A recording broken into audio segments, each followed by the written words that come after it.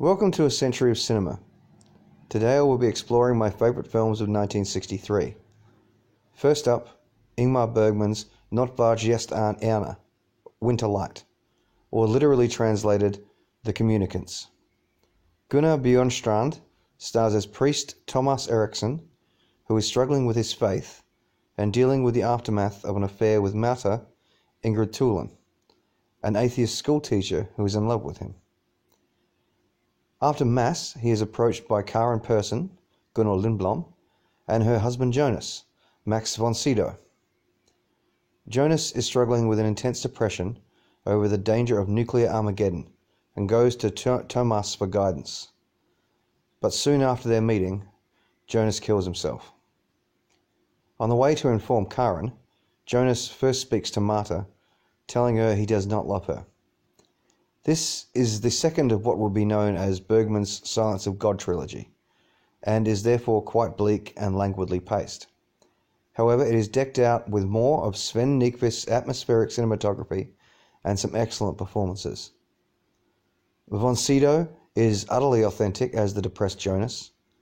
Gunnar Lindblom equally as convincing as his concerned and later stoically grieving wife. Ingrid Thulin gives one of her best performances as Marta, her love for Thomas eating away at her in every scene. But this is Gunnar Bjornstrand's film. As Thomas, he masterfully delivers a nuanced portrait of a man wrestling with grief, guilt, and his core beliefs. He is my choice for Best Actor of 1963. Alfred Hitchcock's The Birds, loosely based on the story by Daphne du Maurier, stars Tippi Hedren in her first credited acting role as socialite Melanie Daniels, who is infamous for her youthful caprice and elaborate practical jokes. While buying a bird, she meets lawyer Mitch Brenner, Rod Taylor, who is buying some lovebirds for his sister. After they part, Melanie finds out that he will be on the small seaside town of Bodega Bay, so she goes there to cheekily drop some lovebirds in his house. While in Bodega Bay, she meets Mitch's ex, Annie, Suzanne Plachette, his mother Lydia, played by Jessica Tandy, and his young sister Kathy, Veronica Cartwright. Not long after she arrives in town, Melanie is attacked by a seagull, and soon the whole town is plagued by a string of deadly bird attacks for apparently no reason at all. Hitchcock gives us a real out-and-out horror movie with The Birds, and it builds beautifully, beginning with an odd meet-cute between Melanie and Mitch, who both should be kind of unlikable but somehow aren't. Moving on to an incredibly brazen prank by Melanie, which pays off, since Mitch and Melanie get together very quickly. Then the weird behaviour of the birds, which then escalates into a series of devastating attacks, which regularly pepper the last half of the movie. Evan Hunter's screenplay takes little more than the basic premise of du Maurier's story and creates a group of compelling and idiosyncratic characters who find themselves in the most unlikely and unsettling scenarios. And as usual, Hitchcock brings the goods.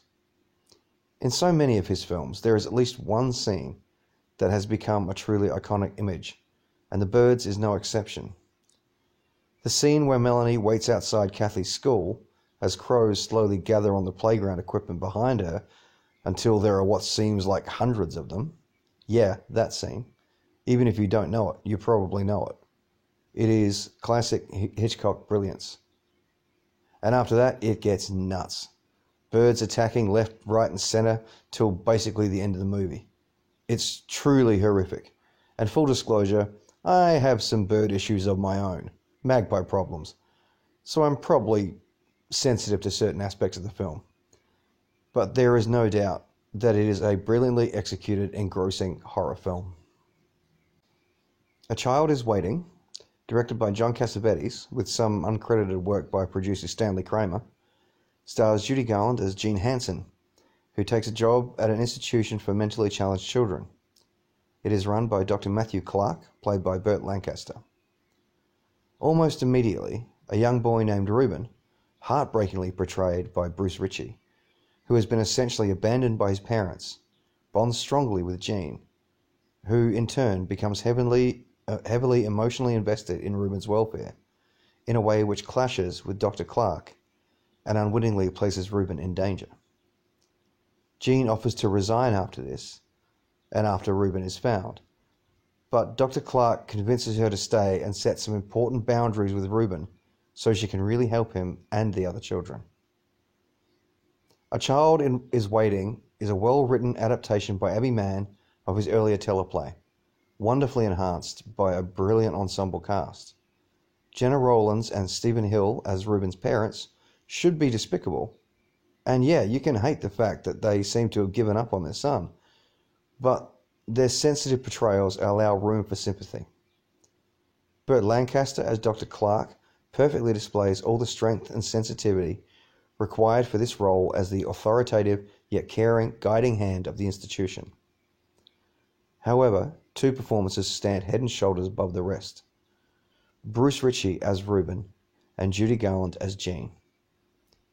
Ritchie never really acted again after this, which is a tragedy, because this is one of the most beautiful performances by a child actor I have ever seen. Practically every time he was on screen, I felt tears welling in my eyes. Every other child in the movie is an actually mentally challenged child, and Ritchie manages to blend perfectly with them. But it is the sorrow and pain he exhibits just from his expressions that really breaks your heart. And then there's Judy Garland. She is so incredibly sensitive and moving as Jean, and her performance stands tall as one of the best of her illustrious career, and unfortunately, one of her last. Judy Garland is my best actress of 1963. I was looking for some place to go. Somewhere where I might be needed. So I came to help the children. John Sturgis's The Great Escape is based on the real-life story of a group of Allied soldiers who attempt to escape from a German prison camp during World War II.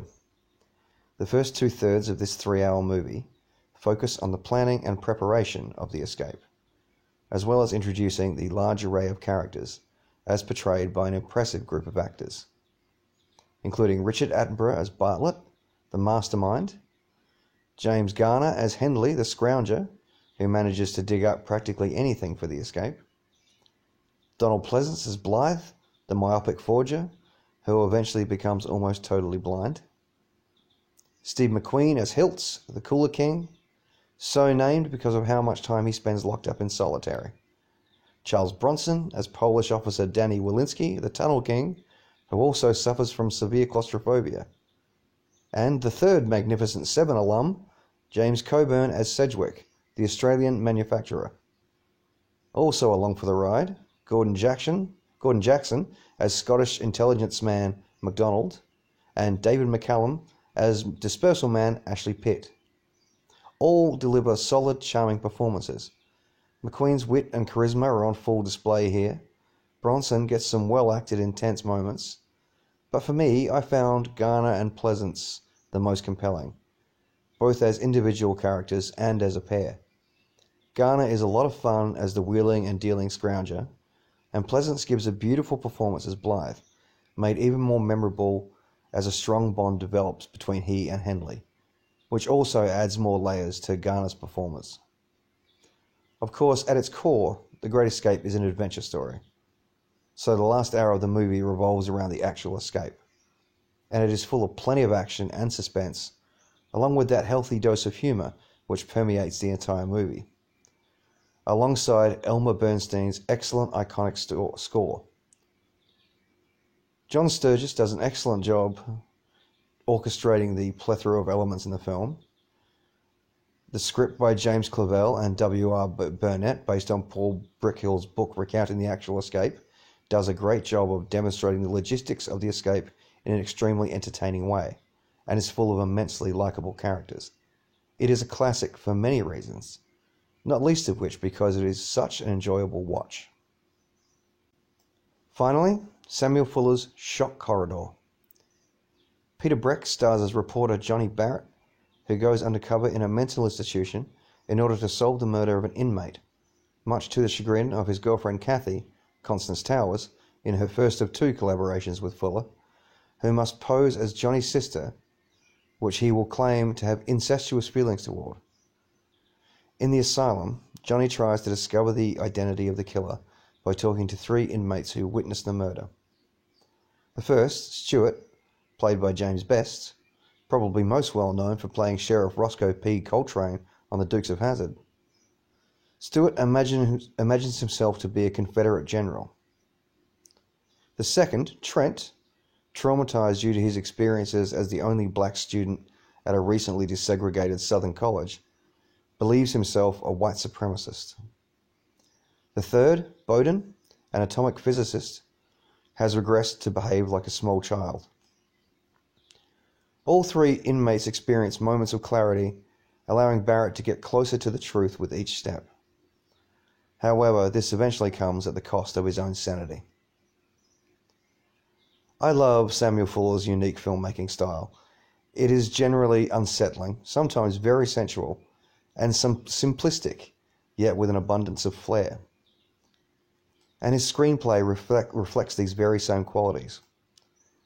He makes bold choices as both writer and director, and more often than not, they pay off in Shock Corridor. For instance, when the inmates speak of their dreams, they are shown in full colour, and are even described as in colour, as if the world they inhabit is actually in black and white, not just the film stock. And this colour device is even used to signify Barrett's own descent into madness in the extremely powerful corridor storm scene, beautifully shot by Stanley Cortez, as is the entirety of the film. I quite enjoy the performances too. Brecht does an exemplary job tracing a man's gradual slip into insanity. The gorgeously statuesque Constance Towers not only titillates but brings authentic power and emotion to Kathy. But it is the supporting players, the inmates, who impress the most. James Best as Stuart is equally as good as the manic Yeehaw General, and has his miserable, broken true persona. Larry Tucker as the friendly yet confounding Pagliacci, who thinks he actually is Pagliacci, provides some much needed but well out of left field levity. And the most memorable performance comes from Harry Rhodes as Trent. It is an extremely confronting role, and Rhodes commits completely. It is quite something to watch. However, a large chunk of the credit for Shock Corridor belongs to Samuel Fuller. His writing and direction is truly one of a kind, and for me, this is his best work in both disciplines. So he is my choice for Best Director. He also gets Best Screenplay, and Shock Corridor is my choice for Best Picture of 1963. Join me next time on A Century of Cinema, when I will be discussing my favourite films of 1964. Now go watch a movie.